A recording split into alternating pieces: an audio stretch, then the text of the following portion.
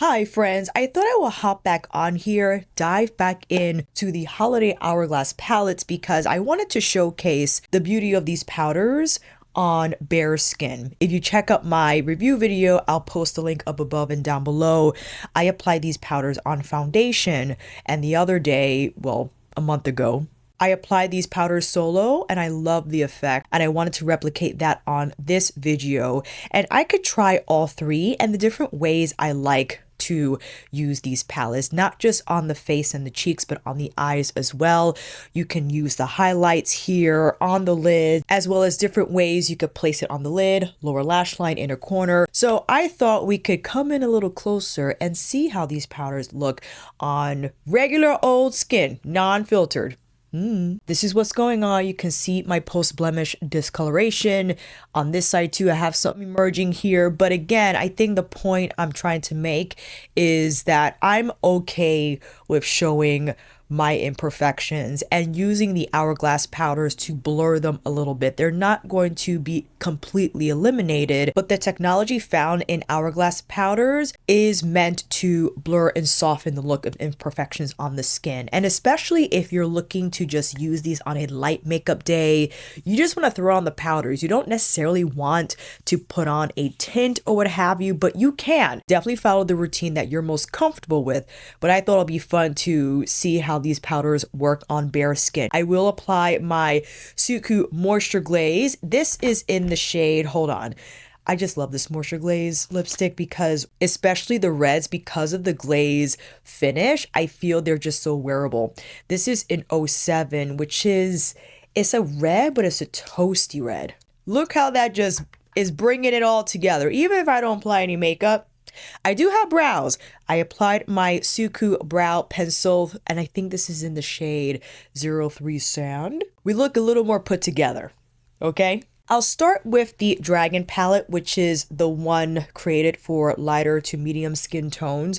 And because the powders are quite light, I actually brought Sonia's fundamental brushes in for the ride because I do like the density for some of these, and I think the brush head size is perfect for these pan sizes. So again, we're going into the Dragon palette, and I'll choose my smaller brush here. This is the Sonia G Worker L, and hopping into this lighter ambient powder, but I'm popping it on the inner part of my inner corner. Now, don't expect any magical transformation. Of course, you would see more of a change if I applied a dedicated concealer. But I think just for the sake of seeing what these powders can do on their own is worth experimenting with. And obviously, this is not going to eliminate the unevenness you see here, but it does offer a little bit of brightening. And I'll take the second powder here and whip it under my lash line just to take away a little bit of that gray. And I think that's fine. Is it absolutely perfect? No, but nice to have a little bit of that brightening effect, just a touch. If you want more, then you apply your concealer. That's totally fine. In fact, maybe it will be a better pairing because these powders are beautifully lightweight.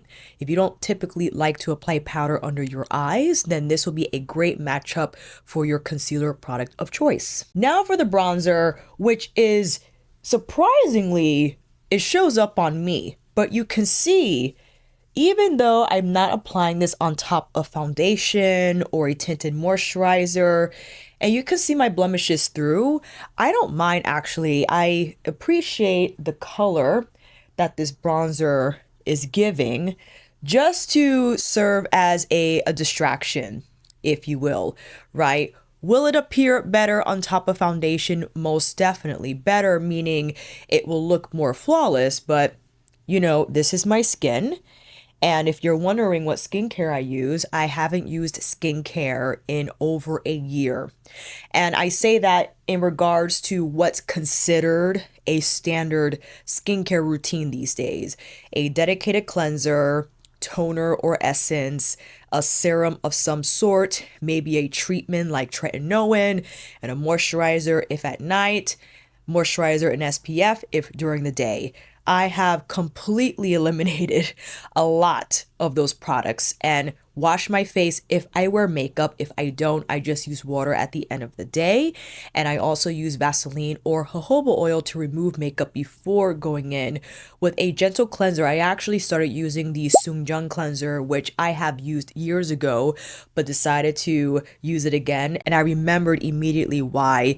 It's a fantastic cleanser, just no frills, gets the job done, but leaves my skin soft after rinsing. And I don't use a hyaluronic serum or any of these ampules or whatnot. If I need something, I'll just put Vaseline on the portions that are dry. And what you see here is just for my own picking.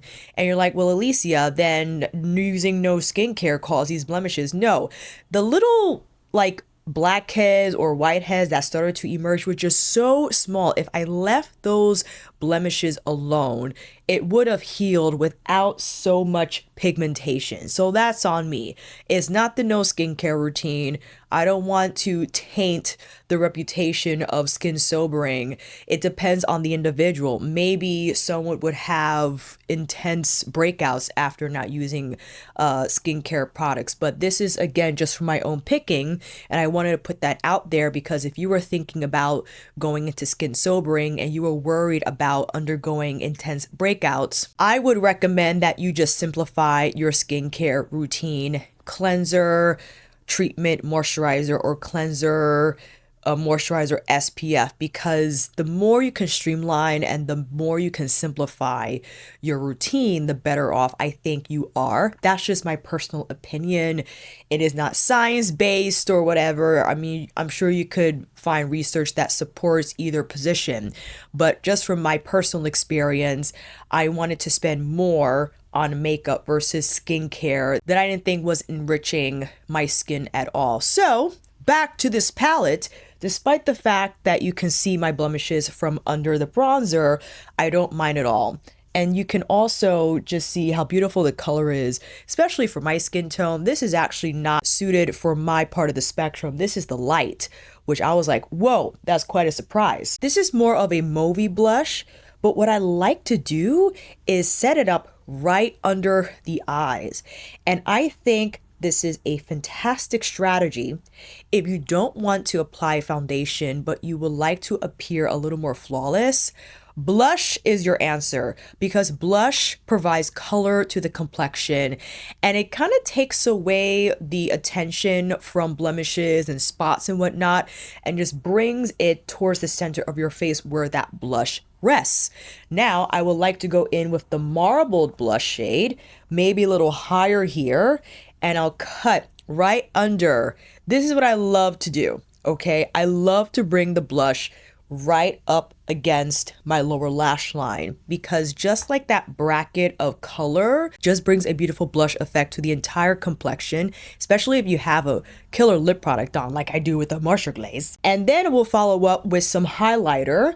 And I'll pick my smaller brush back here and just lightly pounce where I would like that highlight to lay. And you don't actually need to go in with highlight because the powders themselves have a natural sheen effect when blended on the skin, so they won't appear flat. But if you want a little bit of that metallic finish, you most certainly can go in with one of their highlighters. And this is how it appears, and I do have texture here on my cheekbones. If you would like to avoid texture and if you are a skincare minimalist like myself, I would suggest that you just apply moisturizer before these powders, not necessarily foundation. But if you find that you're going to apply something anyway on your face before these powders, sure, you might as well go in with something like a skin tint that has moisturizing properties in the formula. What we can do now, actually, let me grab a smaller brush for this, is use one of either the blush shades that you can place on the lid, right? So that's going to encompass, I think, the entire look that's happening now on the face. You see how bringing that blush shade on the lid pulls everything together? Or you can use one of the highlight shades. And if you're not crazy about how the highlight texture appears on your skin, you most certainly can just use the highlight for the lids. And look how beautiful that is either on the lid or maybe just on the inner corner. The effect these highlights have on the inner corner is tremendous. I think it just brightens up the eyes. It gives them a little life. You most certainly can keep it here. I'm just going to do a little more blendy blend. And for the sake of consistency, I'll slap on this same blush on this side just so it can appear a little more pink, right? And then I'll tap on a little bit of the highlighter on the blush lid side. Maybe a little liner. My beloved Pat McGrath Black Coffee. If you wish to not have your pencil appear intensely, just take it lightly along your lash line in a sketch fashion as you just saw me do there.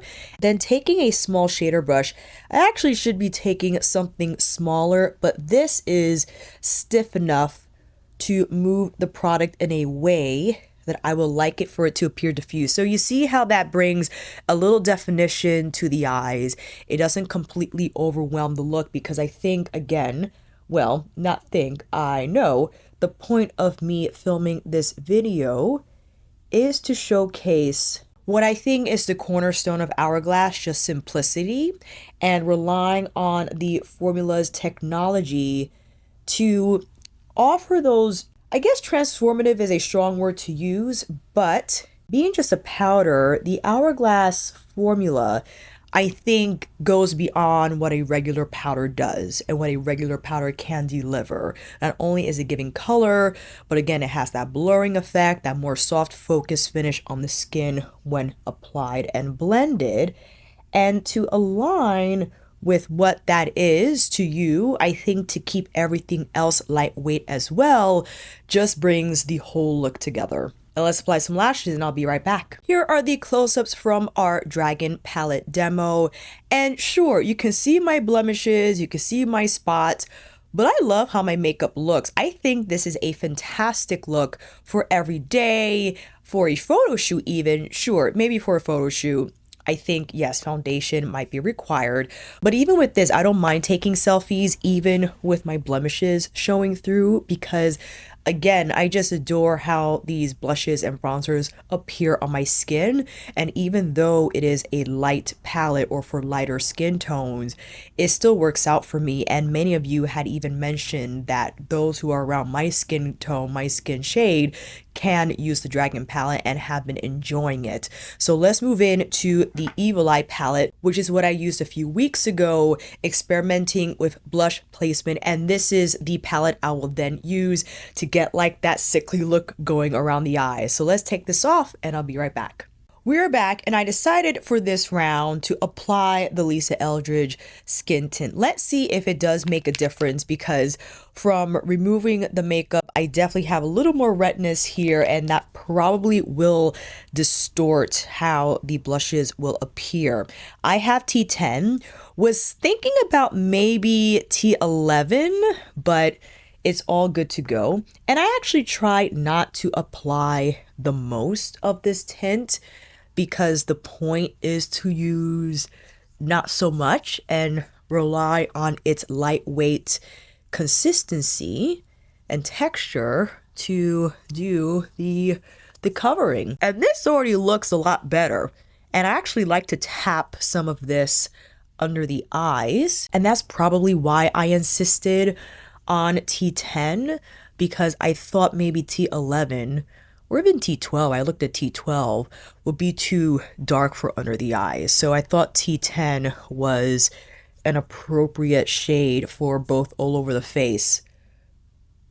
That's not bad. I forgot how great Lisa's skin tint is. My goodness. Now, I'm also working with Beautylish again on their upcoming gift card event, and I did request Danessa's Yummy Skin Tint. That's going to be, I think, a comparison video on its own. I would love to know how that compares to the Lisa. But even though you see the blemishes, I think what the Seamless Skin Tint does is to even out the base of my skin so these don't appear as severe. But let's get into the Evil Eye palette that's made for the more medium to tan skin tones. And I'm taking our small worker L again and popping soft light here. Well, let me make sure this brush doesn't have that highlight on there. taking a soft light and then tapping that under the eyes. Yes, yes, yes. Just to kind of set the skin tint, let me apply a little bit of my moisture glaze. And 07 is a fantastic shade that I feel goes with all my Hourglass palettes. Can't go wrong with the light red. In with the bronzer, just lightly here into the hollows. I'll also follow up around the perimeter of my forehead just to bring it around the eyes. Now this is what I did. I picked up both these pink shades and I went haywire in towards my eyes and a little bit under the lash line and brought it out over that bronzer. You see what I'm saying?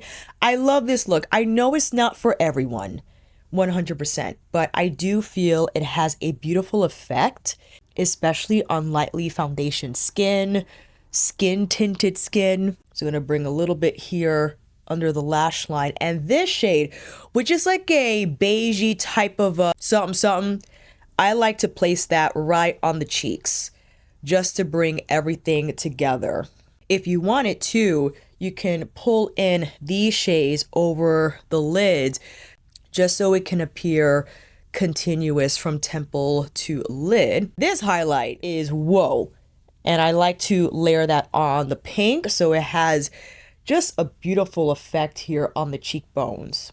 A little bit here on the brow bone, and tapping into soft light and going around everything. This is another role the ambient powders play, is to buff and finish the cheek products that you apply so that everything appears smooth and finished. Let's slap on some lashes and I'll be right back. Here are the close-ups of using the Evil Eye palette, and I am well aware this is more of a runway approach in terms of how the makeup appears. Maybe not as daily supermarket friendly, but I don't know, man. I think the placement of the blush where it's set up close in on the eyes just gives like that beautiful flushed out effect that I actually saw on a young lady once, and I wanted to replicate it. I think it's cool. I think this is something that can be seen as daily friendly. Who cares, right? Whether the blush is high, low, wherever in between, both. Is a great way, I think, to take the attention away from any imperfections you want to distract from and just have the viewer focus on what's going on with the colors. And it doesn't take much, and the whole point of this video is just to highlight, I think, how effective Hourglass powders are. And sometimes I think they're underused. They're just limited to certain areas of the face, and when it comes down to it, I think they truly shine when you have more of a minimalist base, if nothing at all, like you saw in the first demo where I just applied the Hourglass powders from the Dragon palette on bare skin. Maybe it didn't look best to some, because I'm totally open to your opinion, and this is why I'm filming the video. Whereas I think the Hourglass powders shine the most on like a lighter base like the Lisa Eldridge skin tint, and I can't wait to see how it will look on Danessa's yummy skin when that arrives. So that might be another experiment down the line, but we'll move on now to the Lotus palette, seeing how I'll make that work. And I think I'll apply the skin tint again because I just adore how these powders blend and look on top of Lisa's skin tint. It's amazing.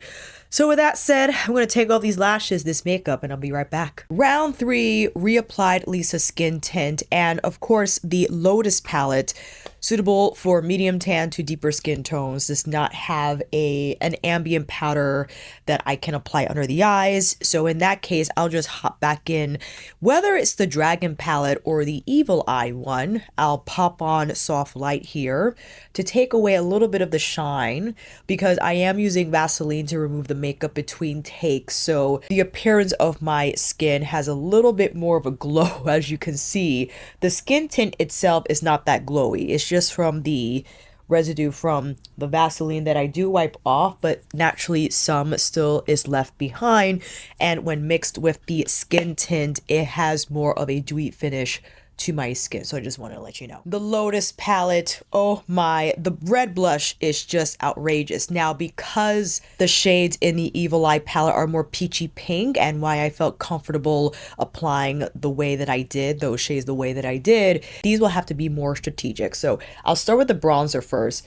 And this is a toasty bronzer. I actually just remembered as I was pouncing my brush into the pan how I have to be careful with the color payoff, because there is a heavy dose of it with this bronzer. And I'm framing my forehead as I've been doing and taking this deeper bronzer color into the hollows. Now, the ambient powder is quite warm, and I can kind of veil that all over, like on top of the bronzer. If you want more warmth overall, you can use this ambient powder if you're my complexion, just to adjust the overall tone of your face. You can bring it along the jawline here if you want, not necessarily shading, but just to have everything appear cohesive. We can go in with the warmer coral shade that's here in the middle, or the red.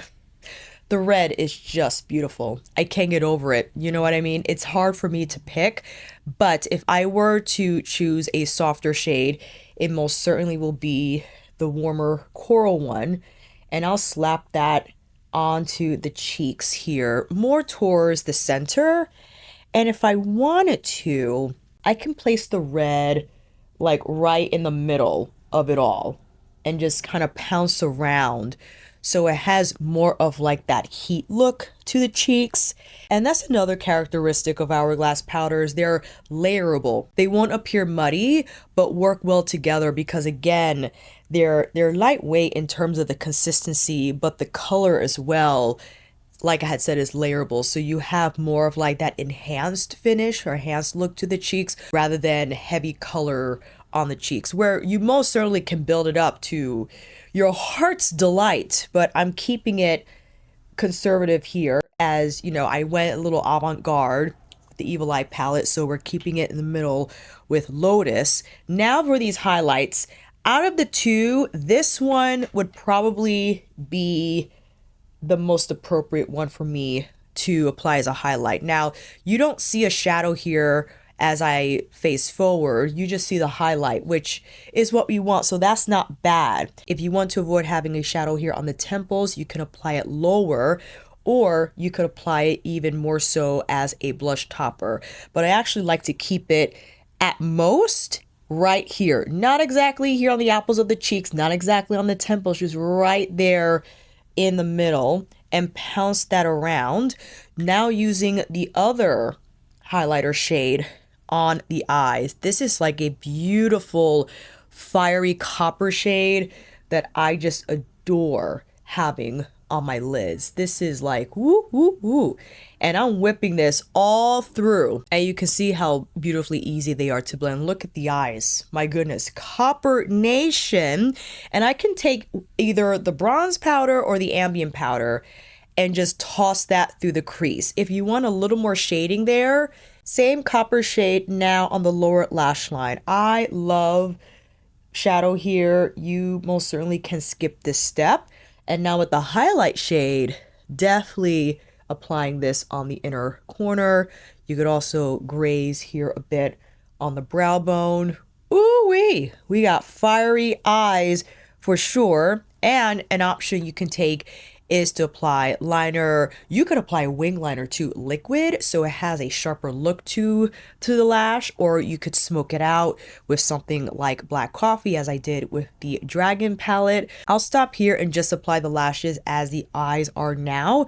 And actually, I'm going to take a go around with my Bobo and Tuckahoe collab powder brush, because I just want to make sure everything is well blended. We don't have any harsh lines. Yeah, so let's apply these lashes and I'll be right back. And here are the close-ups of using the Lotus palette, similar to what the Evil Eye palette appeared like on my face, but I think this is a little more subdued just based off the placement of the blush.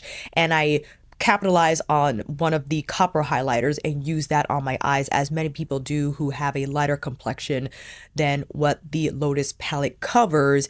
And again, the whole purpose of this video was just to present how, yes, how I use Hourglass palettes, but how I think they shine on bare skin. And yes, I don't have the most flawless skin, but even so, when I apply these powders, they just kind of blur and soften the look of my imperfections in a way that I think is acceptable. It may not be for some. You might have thought that wouldn't go the route that I went with the Dragon palette, and most definitely would have applied some concealer or some sort of skin tint, but I'm happy I did that, so you can see the impact something like a skin tint has.